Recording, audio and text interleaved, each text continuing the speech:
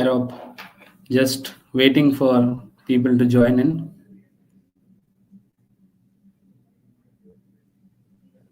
No worries.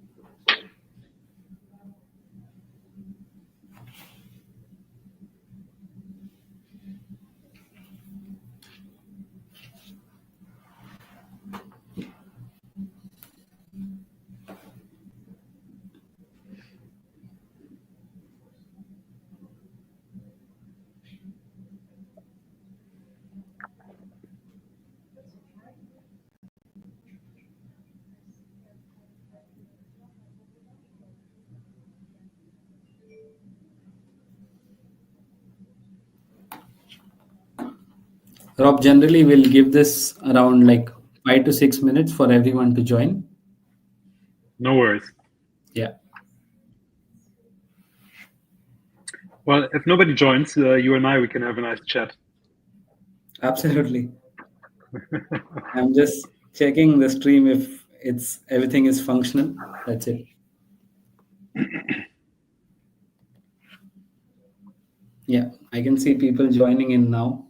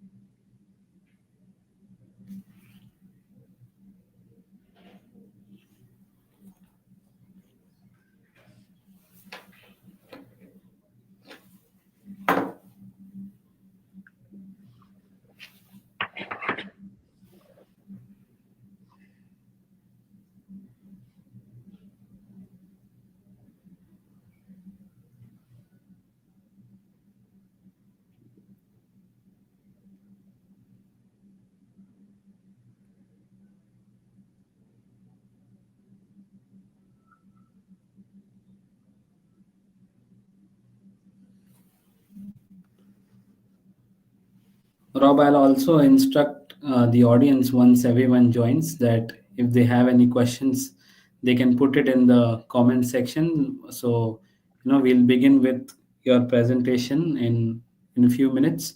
But I think people will have questions. So once they want to maybe voice it out, I'll keep an eye on the comments So once I see good comments, I'll take a note of it and we'll run it through once the session is done. Oh, I good. mean, the presentation is done. And then we're going to share this afterwards with the participants as well. Yeah, of right? course. Yeah, Yes. perfect. There's a so I shared you the folder. It has the deck and then also like a side document, just like for Got it. people to use.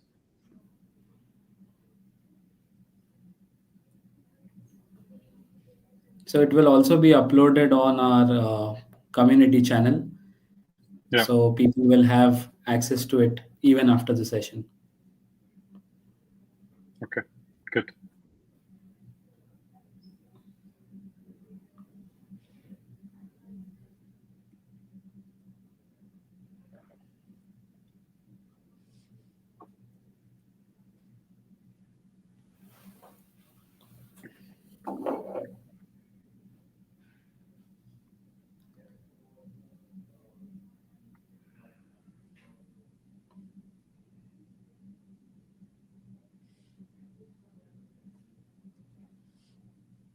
Hello, everyone. To those who have joined the session, we'll begin this session shortly. Just give us about 2-3 minutes till everyone joins in, and we'll begin with the session.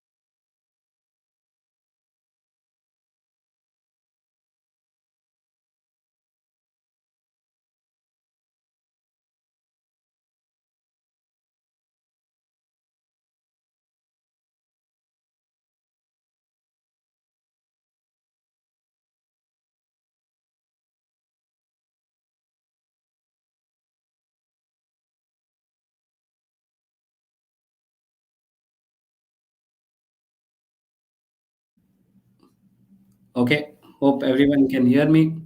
Good afternoon, everyone. So, first of all, thank you so much for turning in for today's session. It promises to be an exciting session. This session is the second session from our series called Ignite Bold Minds. And it is my absolute pleasure to welcome Mr. Robert Bock today. Robert is a marketing visionary who has shaped culture led growth stories at some of the world's most dynamic brands, from Adidas to MDLBEAST to Exscape. He has a proven track record of building audiences, scaling products, and empowering teams by tapping into the power of culture.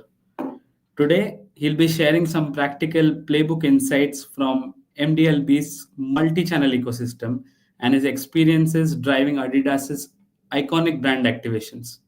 So, most importantly, he'll also show us why culture isn't just a buzzword, but a vital growth engine for today's ambitious brands in today's world. So, everyone, please join me in welcoming Robert. Robert, the stage is all yours. Thank you, Harsh. Really appreciate it, and I'm super excited to be here. Actually, it's Nike. I did spend a little bit time with Adidas, but like the more sort of like defining part of my career, I was spending with Nike. But we'll get Yeah. into that. Like, so I'm super excited. I've spent the last 10 years of my career here in the Middle East.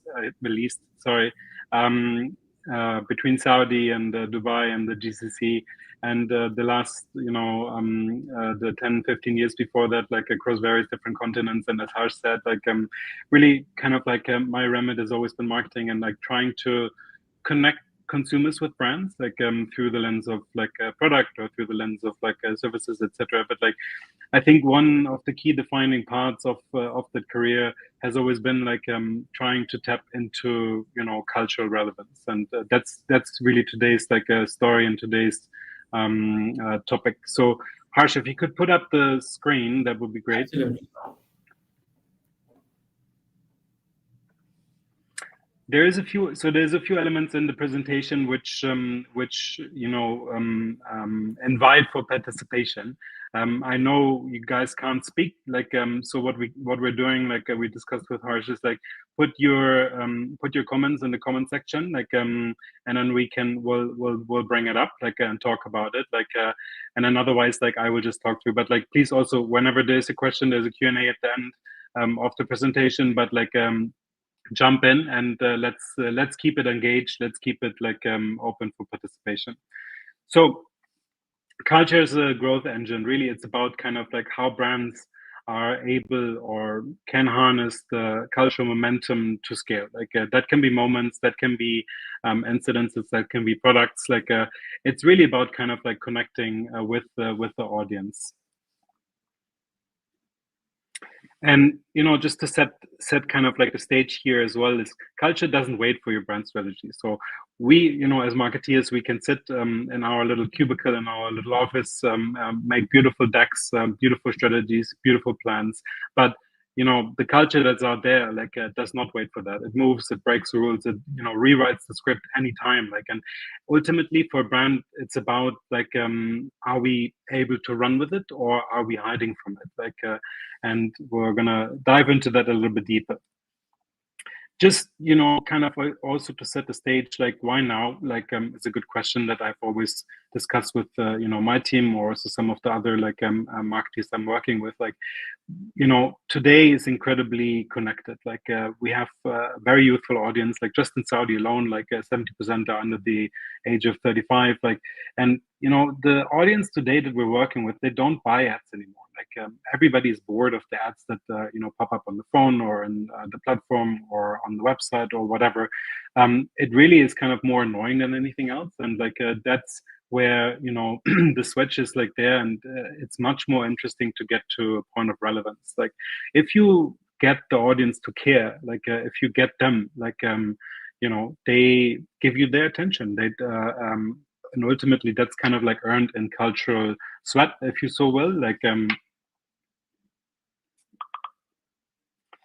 so what I want to do in the beginning is like look a little bit into some of the moments that clicked, like, where brands really got the cultural moment, or like the sort of like stream that was happening, and we're able to pick up on that, and like we're able to harness and work with that. And here's sort of like the section where I wanted to add some participation, but like, please put it into the comments. Like, I'm gonna put up the brands and the moments, and then please like write, just shout out, right, like, what you think happened, and then I will go and explain the moment accordingly. So the first one, really close to my heart, is this. Anybody has an idea? Anybody knows who that has been? Which brand has done that, and what actually happened?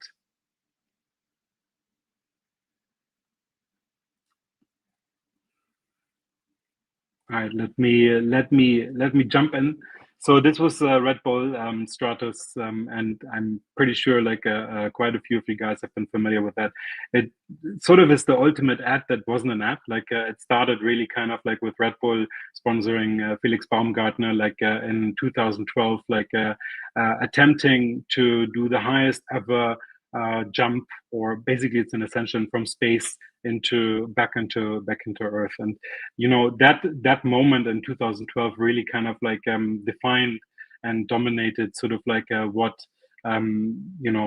experiential marketing is all about, and also content marketing, because like it was just disruptive. It was like kind of just overtaking everything, every platform, every channel, and cut through. Like, it made the news, like, without really buying any ad space. Like, it was the ultimate also manifestation of Red Bull's slogan, that you get wings, and it's just like an ownership of that aspect of the live experience, right? Like the project really kind of like culminated in that live broadcast where Felix Baumgartner did the jump like successfully, so, and the whole world was watching, and like it was just authentic. Like it was authentic to the brand, it was authentic to the person, it was authentic to the moment, and it cut through, you know. And that turned into sort of like the undisputed benchmark when it comes to experiential marketing and branded content through the lens of like brand storytelling.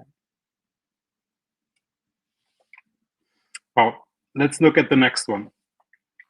This is an interesting example. It's a bit more harder, I think. Like you know, it might or might not resonate, but like there's a really nice story behind this as well.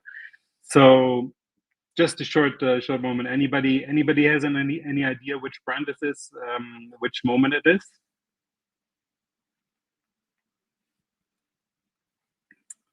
Right.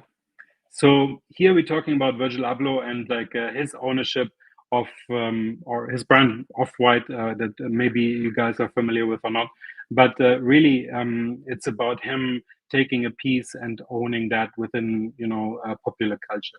And he expressed himself in all of his product, like starting with you know, the Nike collaboration in the beginning, expressed himself through the lens of brackets and like bold lettering or bold words like in between that, and that became such a disruptive and defining, you know, brand aspect for Off-White that they've built an entire sort of like you know, following and momentum around that. Like you know, here in this picture you see the IKEA collaboration where he literally like made carpets and like you know, branded them without branding them, really, like no logo, no, you know, no that, but just the defining brackets and his signature trademark wording. So that really fundamentally changed the language of like modern design in that sense, like because it used, you know, words and symbolism to deconstruct, and you know, brought in a sense of irony as well with that, which is really quite interesting.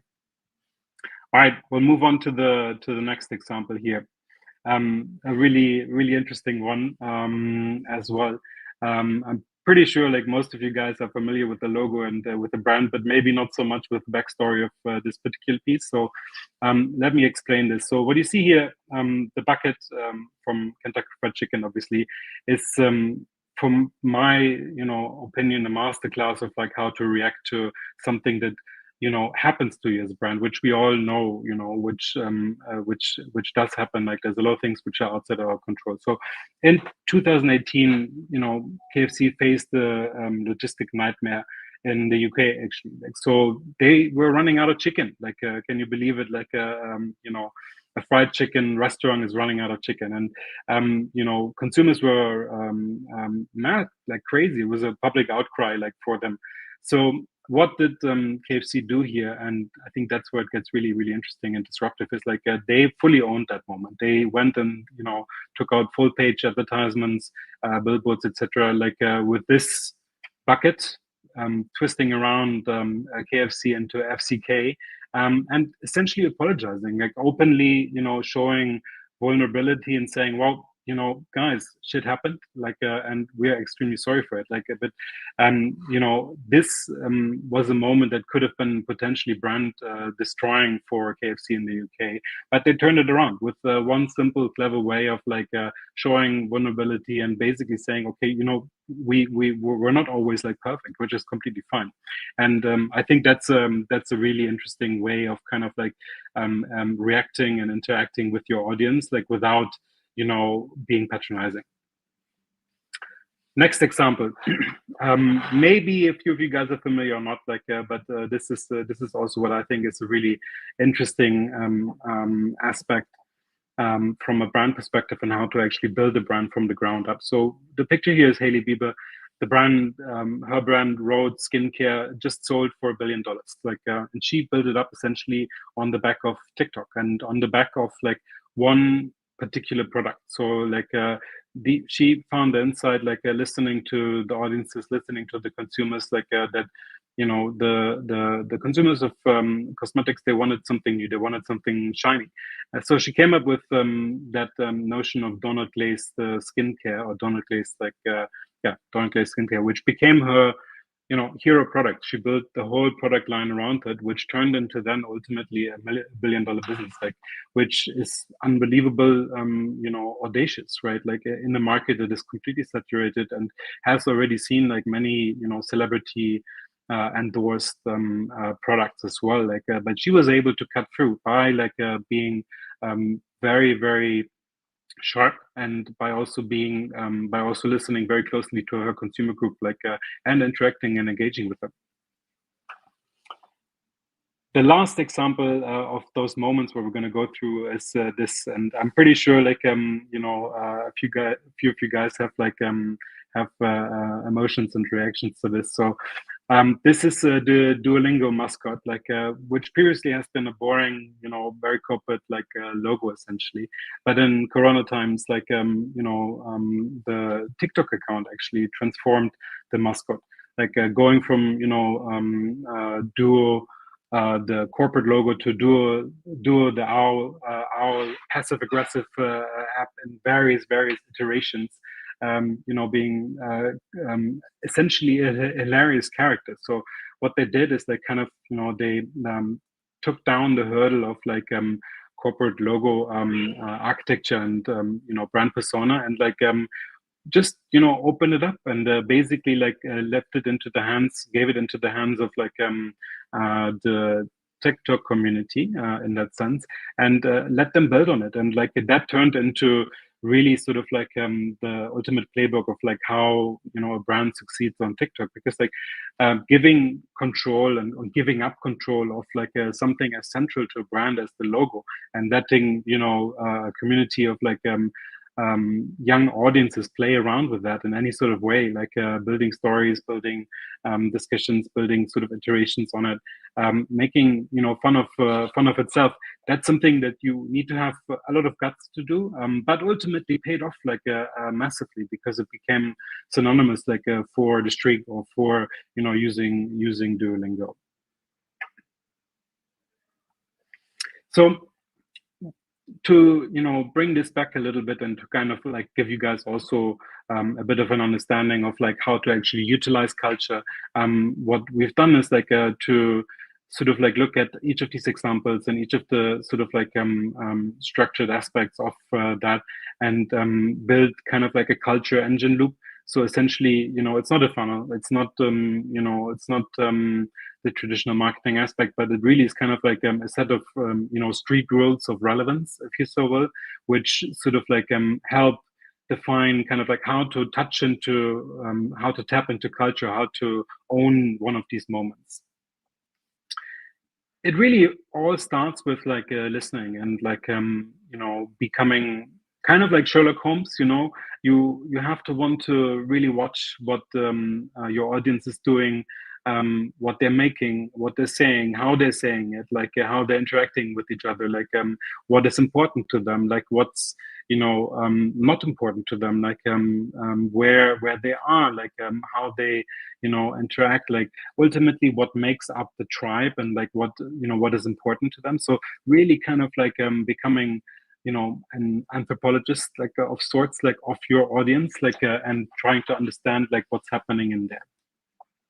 Then once you go through that, like it starts like to get a little bit uncomfortable, because this part is like where I think, and I've seen most of the brands and most of the teams also like really struggle with, like sort of opening the drawbridge, like showing vulnerability as a brand. Like we're taught in traditional marketing to be quite strict with like brand guidelines, brand strategy, like logo usage, like colors, etc., etc. So which turns and oftentimes into a very kind of like directed environment, like that doesn't work anymore today. Like we have to open the drawbridge. We have to invite our audiences in, like to co-create with us, like instead of broadcasting to them. Because like if we don't do that, there's never going to be like a real exchange or engagement between brand and consumers. Like if we're only ever like broadcasting to them, we don't always know what's going on with the consumers in their life, in their sense, in their tribe. So we have to bring them in order to kind of like start to become actual relevant and part of the day-to-day. Third one, really interesting here as well, is like staging the moment. That means like, rather than an always on calendar, which I get it, it's important. We have to, keep communicating, and that's good. Like that's for me the foundation. But like above and beyond that, like I think it's really important to sort of like work towards a particular moment and stage that, right? Like build playgrounds, not campaigns. Like build an environment, like create relevance through sort of like being part of it. Like, and here the picture you see is from the beautiful F1 movie with Brad Pitt, which essentially is a 90-minute like advertisement, really, like for all of these sponsors. They even sold the sponsoring rights like to all of his friends for the film. It's a beautiful ad, don't get me wrong, like but it is ultimately an ad, but like nobody knows it, nobody sees it, because like you are interacting with something that has been built up into a movie, into a blockbuster movie, like which is phenomenal. I think it's a masterclass of staging that moment and like cutting through into culture. Then it gets a little bit uncomfortable again, where it's really about sort of like amplifying that chaos. So once you allow the community an aspect of control, whether it's on social, whether it's brand interaction, whether it's with the way you show up, with the way you be part of it, like they will become invested. But that also means like there's going to be a bit of chaos. Like embrace it, embrace and enable, embrace and amplify the chaos, like, and use it to your advantage. Like it's not something to shy away from. It is social media, and brand interactions are chaotic to a certain extent, especially in today's world. So that's something that the more you allow it to happen and embrace it, the more you will get a return from it, and have your audience being invested. And then ultimately, like to bring sort of like the circle together, really it's about nurturing the tribe, right? Like it's giving them the rituals, giving them the credit, like giving them rewards, allowing them to build the community actually for you, like without being too prescriptive or too directive or too rigid, really, like in terms of like how they show up and how they use it. So really bring them in, nurture that tribe, build the core of your community. So we've talked about a few brands, about a few moments, like mostly international, some of them, from way back. Like, but I did want to also bring, two case studies here, like which are a little bit closer to home. Like, so both here from the region. Very different playgrounds, but same rule, like culture first and brand second. And I think, I hope this is like interesting, relevant for you guys. So first one here, again, very close to my heart. Like I've been fortunate enough to be part of that execution, is Nike DXB. So today you probably all, see the Nike logo with DXB added on top of it. There's, the Dubai Mall flagship store.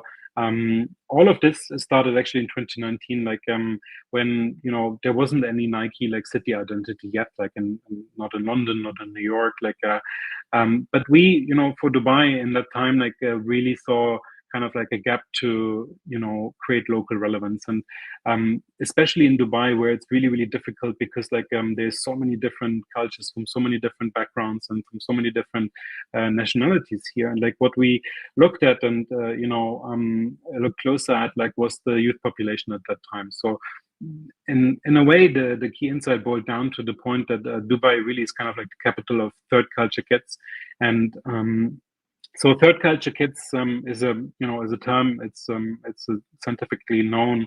It essentially means that like you come from a different country that you currently live in, and like the problem with belonging and cultural understanding, and like where you're from and where do you belong to. That's kind of like exactly that that sort of like ground where kids who are third culture kids like have a problem to identify themselves with. Like they're not living in their home country, they're living in the country which is not their own either. So like that identification is something which we uncovered as an insight to be a big problem, right? And then what we did with Nike there, and like here's where it becomes interesting, is like turn that around into saying sport is the common denominator. Sport doesn't care like where you're from. Sport doesn't care what passport you have, right? Like sport only cares about like you showing up on the playground and give your best, right? Which turned into the consumer-facing slogan of "We Play DXP," signed off with the swoosh and DXP, which really kind of like gave a rallying cry to all of the third culture kids here locally. Bringing out real athlete stories like with an authentic tone and grassroots activations and city takeover, which created sort of a sense of belonging, created a sense of community, credibility, and ultimately long-term brand equity and stronger legitimacy here in the GCC, and especially in Dubai, like where we saw over the period of the next couple of years, like kids really owning that, doing their sport, like identifying with DXP in that sense. And then ultimately, like you saw some of the other sports brands also like starting to do city identities. So that was something that like was really impactful in that sense, like, and really kind of like tapped into that particular culture, which is only to be found here in Dubai. So the next example I wanted to talk a little bit about is MDLBEAST. Like, so MDLBEAST, you all probably have seen, big out of homes and like, or have maybe been to the festival Soundstorm in Riyadh, like, but started, really out of a passion project in 2019 when Saudi was opening up, and music started to become allowed. Like, there was a big idea, or there was an idea of like creating this like international level festival, like bringing artists over, like but that idea, and that's where it becomes like quite interesting. Typically what they would do is like import something that is already existing, like bring Tomorrowland to Saudi, or bring Coachella, or whatever. But like in this case, like it's been born out of like a Saudi underground music movement that has been there for 20 years, like playing, performing in private settings, in private villas, like and then suddenly with the shift in 2019, that was turned from the underground to the main stage, like where really kind of like it became a homegrown movement, right? Like, and that's I think like the really interesting part here is like building something that has the aspiration of a global festival, like a global entertainment culture, but from a Saudi point of view, and from a Saudi kind of like impact, is is fantastic. Like, and that has gone on to today, obviously, like the biggest entertainment and festival brand in the region, like with the flagship festival, and lots of other like music and entertainment kind of like properties across Saudi and even beyond. But and that's I think the key point here is like it's all authentic, it's all homegrown and done from a Saudi point of view, for a Saudi point of view, which ultimately then builds like the music and entertainment infrastructure, the talent, the scene, and the cultural authenticity, in a way, like being the tip end of the spear of that societal transformation through the lens of music and entertainment. So yeah, those were the two case studies, and really kind of like the only unfair advantage left in my mind is culture. Like today, as a marketeer, like I think we're all trying to like catch up with anything AI and anything like shifting and changing. But really like if you as a brand, as a marketeer, are able to tap into the culture of today, of your audience, of your tribe, of your consumer, allow a bit of creativity and trust, you will see an amazing return on investment, an amazing community that is building around your offering, your brand, like your product. And so I've recently started like with Exscape, which is another really interesting brand, like, and we're trying to do exactly that. We're building essentially like a new way of like mobile gaming, like with entertainment rewards. I'm going to show you a short video and invite all of you guys like to download the app and try it out. We're going to be live in the UAE quite soon. The app is already available here, but like this is exactly what we're doing with Exscape now. We're gonna try to tap into cultural relevance, like on a local level. We're in quite a few different countries, which is challenging, but it's very, very exciting as well. So enjoy the short movie and then the short clip, and then we'll move into Q&A after.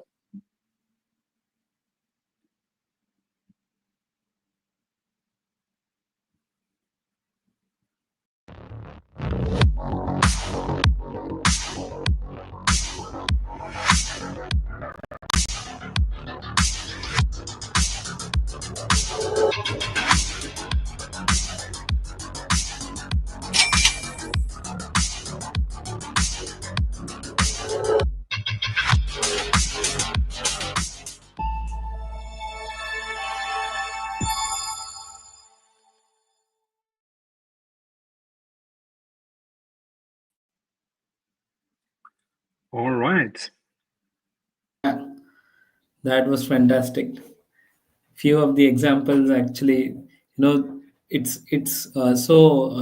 ingrained in our system that we don't even realize. For example, the example you mentioned with Sherlock Holmes, when you want to find something, you immediately have that picture in mind, that Yes. you want to be Sherlock Holmes because you're trying to deduce something.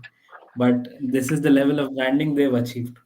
I had actually one interesting question, was when with the Saudi scenario, what are the challenges that you faced? Because that even the festivals that you name, Coachella, etc., all those are synonymous to Europe or America, etc., where events happen like that. So what are the challenges you faced where now that people look up to Saudi and to Middle East for such events, with Coldplay and other bands also coming in to perform? What were the Yeah. challenges you faced initially to achieve this transition, which has happened over the years in becoming in Saudi becoming such a pivotal place? Very, very, very good question, and I think that immediately goes into kind of like the authenticity and cultural relevance aspect. So, Middle East could have very easily become just another Coachella, or just another like Tomorrowland, like taking what they're doing and how they're doing it, like and just like executing it in Saudi, like that was and the first festival actually, like the first Soundstorm in 2019 was quite like that. Like it was basically like bringing tons of international artists, like to Saudi Arabia to perform. Like it was not much around that. Like but then when Corona hit, like and I think that was in a way a blessing in that sense, because like we skipped 2 years of festival, 1 year of festival actually in 2020, like because of Corona. Obviously, it's wasn't really like possible. But like what it did allow us to do is like really go back to the drawing board and like understand like how do we become locally relevant. Like so, 2019 was all about like bringing lots of big names into Saudi, and then 2020 we skipped, and then we really went in deep into the Sherlock Holmes space, really like to understand the local audience, like and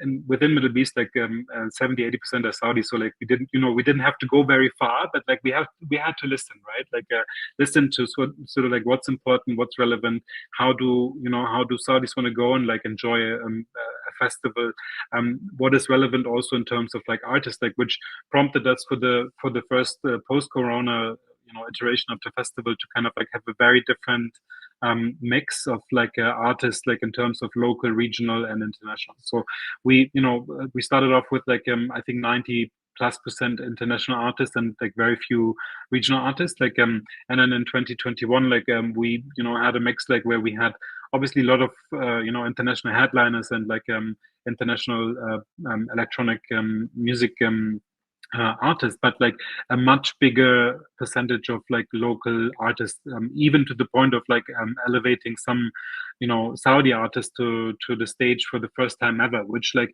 brought immediate like relevance, and also authenticity. So the audience could understand and could feel that we were not imported, like in that sense, like some of the other sport properties, for instance, in Saudi. It's like and that also has its place. I'm not saying it's wrong. I'm just saying like that with the local aspect from Saudi for Saudi, and like very clearly like defining that, and also becoming confident as a as a startup brand to sort of actually do that. Like that was kind of like the defining moment when we became really culturally relevant, and also like sort of authentic as part of the community.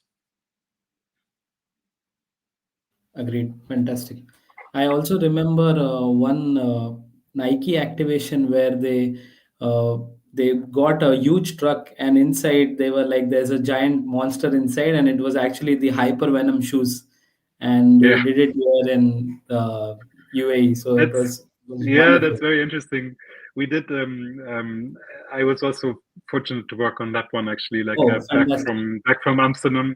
It was yeah, it was quite a stunt. Like we got the container. Like it was all about ambition at that point. Like ambition and passion. So letting out the beast, like the hypervenom beast, and that was quite interesting. There was another actually really nice example from Nike. Like we had like, and that was based on an insight that like a lot of kids here in Dubai were playing five-a-side.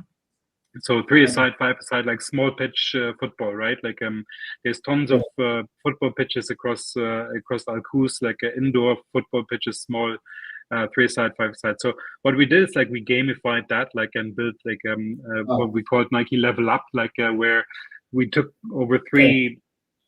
three three floors of a high rise, like and the kids were competing on each floor, like and you had to level up, like you had to win in order to level up, and the top floor was then basically the final tournament. And so Correct. it was quite good. We had lots of fun with Nike and some of the Absolutely. other No, I agree that the campaigns that you all have done, they just have something that makes you feel included and part of the community. And like, do you very think good. that this is because of over the years where Nike began early, or this is something where one or two campaigns just change everything? No, so I think it's a very good question. It's probably also the biggest differentiator between, like, let's say Nike and Adidas in that sense. So Nike's always been very good, and like it's deliberately forcing or training essentially like marketeers all across the world to find that really fine balance between global and local. So Nike's always very focused on creating global aspiration, like so big athletes, big Uh, products, Rob, big sorry, we campaigns. I think we lost your connection a bit. Oh yeah. Can you hear me now? Can you hear me? Hello? Yeah, you're back. Yeah. Yeah? Okay. Sorry. So what I was saying is like Nike has always been very good at like um, riding that very fine balance between global aspiration and local relevance. I So agree. even Yes, the absolutely. marketeers are trained to sort of like build that kind of like insight. It's always based on a local insight, where you have the global big just do it campaigns and athletes that are kind of like driving global passion or like inspiration in that sense. But then it's about like these type of kind of things which we mentioned, to create local relevance and to make people feel okay. Nike's a global brand, but it's really locally relevant. They almost know what's going on True. here in Dubai on the pitches. True. Yeah, no, I agree 100%. And also, it also comes down to Nike. If you go back, it actually resembles the god of victory. So, it's I think it's everything that is, perfectly in sync with, the Yeah. culture and the landscape of UAE. So, fantastic. We actually do have a question. So, the question is, do you make your logo simple or complicated? How do we ensure a long lasting impact? I think by long lasting impact he means like on the minds of the consumers, or people who are going to be reading about you or knowing about you. Hmm. I don't think there's one way that is like the way. I think it depends on how you fill up the logo, almost like because ultimately the logo is just a visual expression of like your brand. It can be a word mark, it can be like an icon, whether it's complicated or whether it's simple. I think it really is about like what's inside of it, like the how do you fill up that logo with emotion, with relevance, with authenticity, with like with a way to connect to your audience, like and that it could be very simple. Like the Nike logo is extremely simple, and that probably helped them like to gain impact, or like that visibly, like you can see it and see it again, it already, like top of mind. But then you have also other examples where it's like an extremely complicated logo, and like that also then means something for the audience, right? Like if it's Correct. built with with intention and with like filling it up. Absolutely. Agreed. So I think let's give some time for Q&A if people have questions. And I Please. think some of, yeah,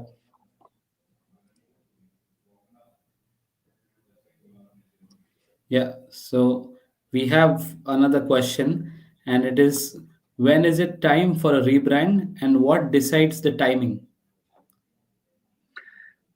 I would say, I mean, the consumer. So and the rebrand essentially is also quite drastic, right? Like like maybe as an example here, you can see a lot of the fashion brands have like rebranded over the last like 5 years, right? Like they've gone from sometimes intricate, sometimes like very kind of like traditional looking logos to something clean and simple. That's going with the time. So in that case, like it's directed by you know the change of like culture in a way, because like people want to interact with something like similar, but at the same time they're bringing back elements of like the old brand, like for instance Burberry, right? Like has rebranded into something more simple, but like they're still bringing back like patterns and elements of the old Got it. brand in the product. So it's I think to answer your question, the time is when there's a consumer shift, or when there's like an evolution of the company, and then it's about like quite carefully looking at like what's relevant, what's not, and like in some cases trimming the fat, in some cases like adding something to it. Is it always about like changing the identity or just to, show evolution as a brand? Well, some cases a change of identity is good if the identity or the brand is like if there's a negative connotation for whatever reason, like maybe there was an incident, maybe there was a product, or maybe there was something wrong with it, like then it's probably not a bad idea to look at the rebrand, like but if it's business as normal, then like it should be more of an evolution than like a real rebrand, because you've built already brand equity, right? Like so the challenge is like how to not lose that equity that you've built, like, and bring that forward within a rebrand. Understood. So this one is a follow up to the previous question. It is, how will your past experience translate into a new venture? I hope good. um, no, I mean, joking aside. So I think my past experience like has taught me a lot to listen, like listen to the audience, like, and bring back that Sherlock Holmes example, like to really try to kind of like put glasses on and be curious, like be curious about the audience, be curious about like the the consumer, and understand sort of like what makes them tick.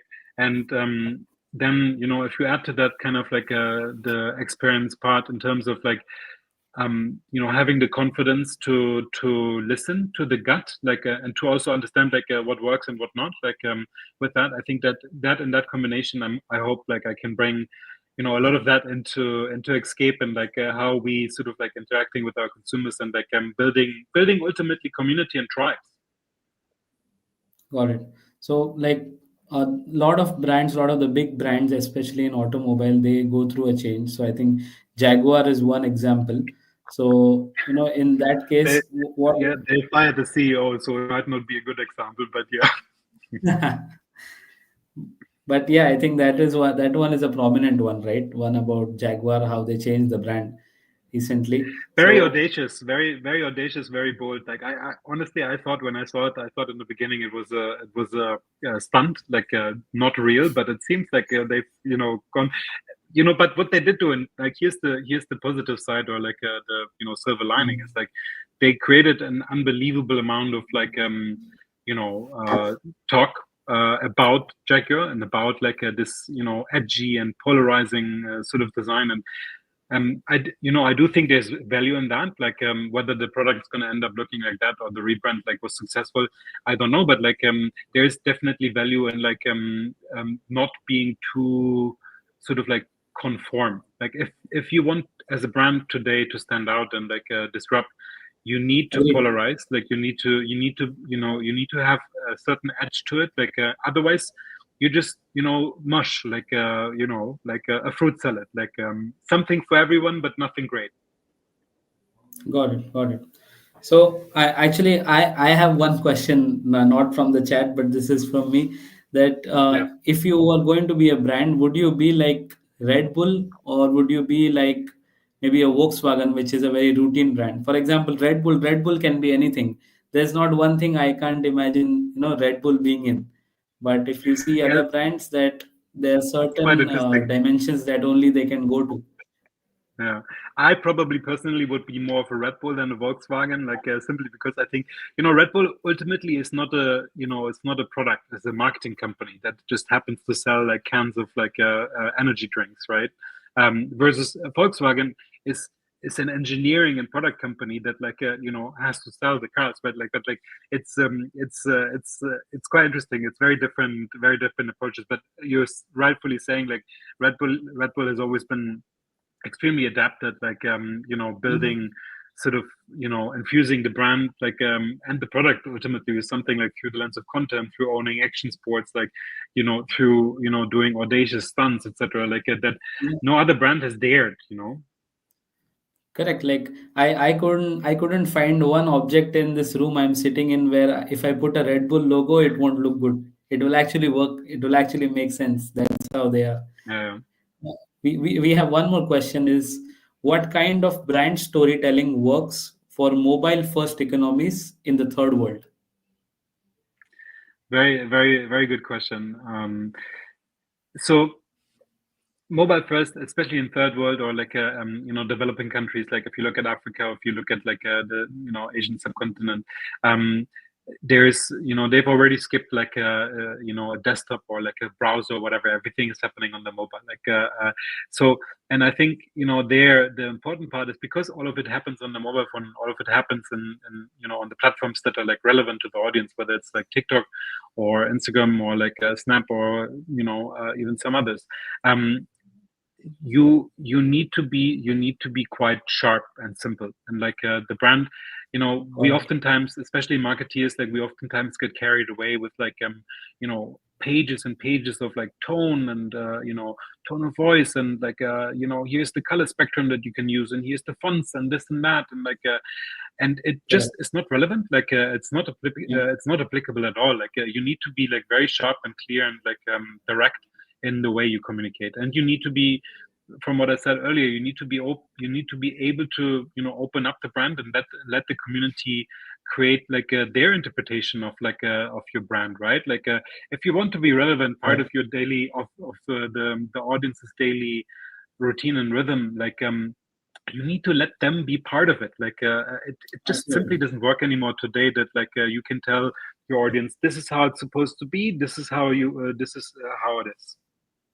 I think yeah, being rigid is only like restricting your own audience. Like you don't know what your brand can cater to if you be rigid. Put it true. 100% agreed. Yes. Yes. So we have final two questions before we conclude. So one of the question is out of home brands important anymore? Because most of it feels like it's home based. For example, Nike feels homely. So, but yeah.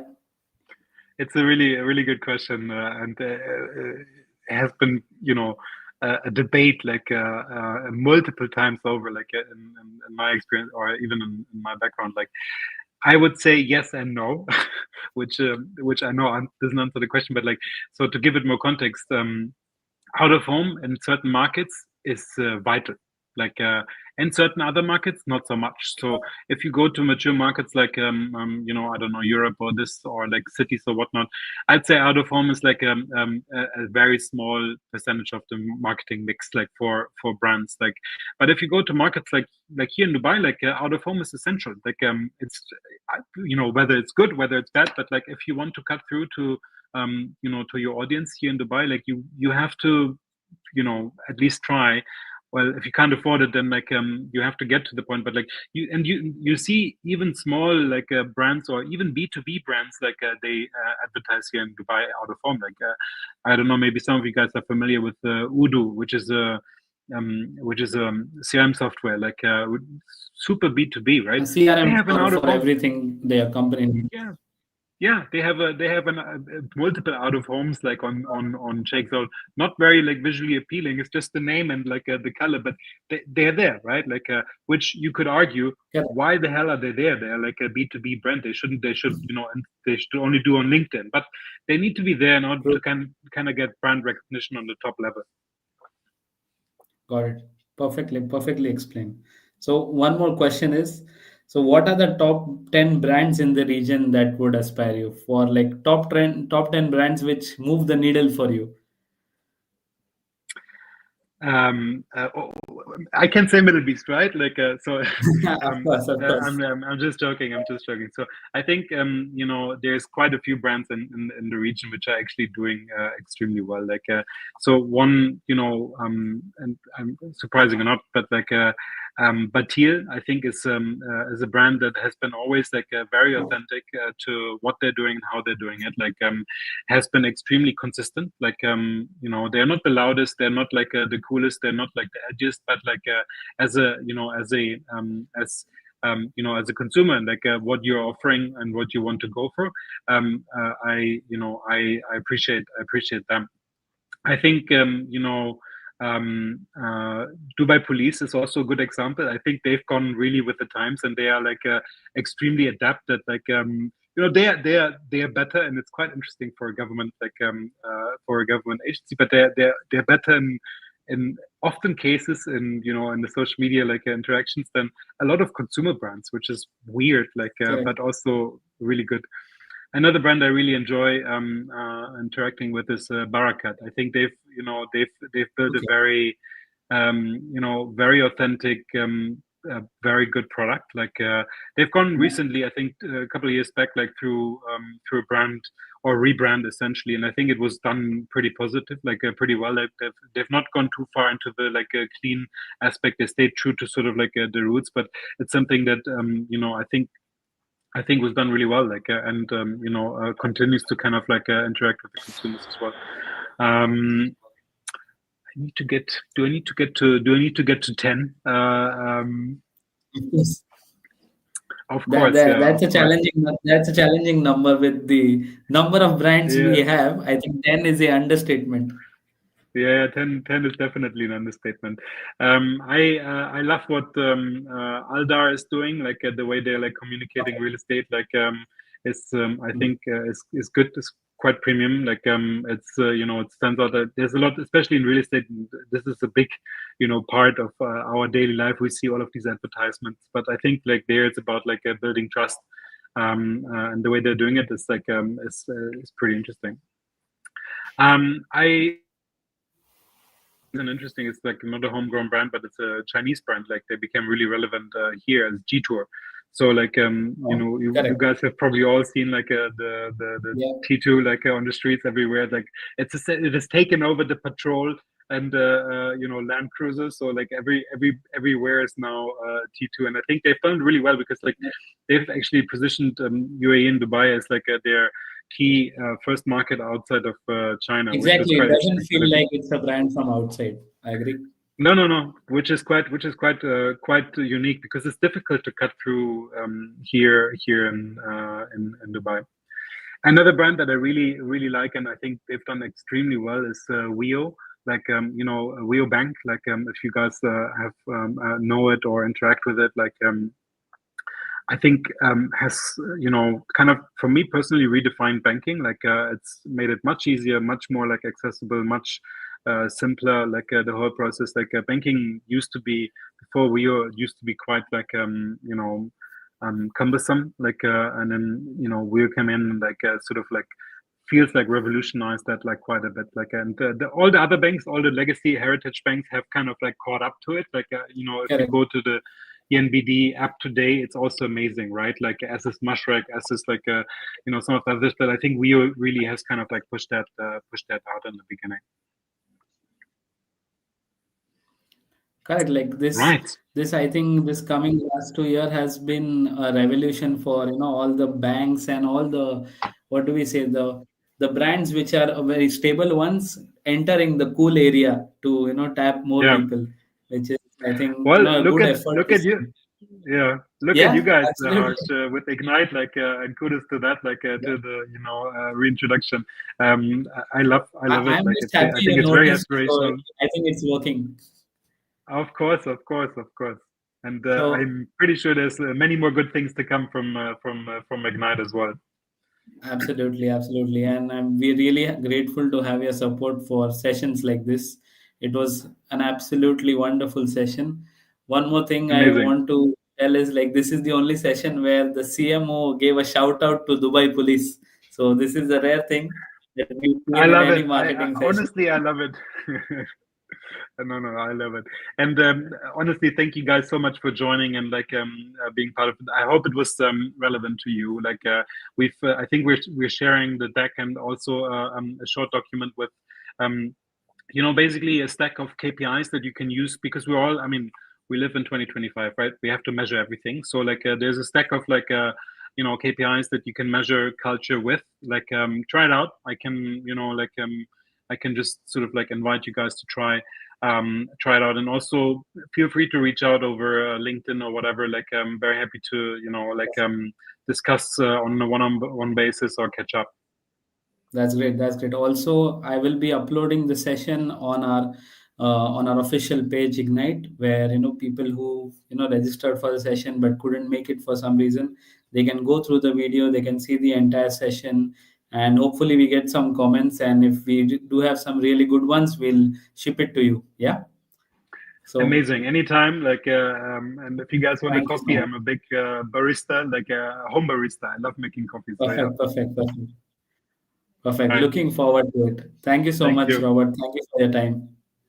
Have a good day. Have a good day.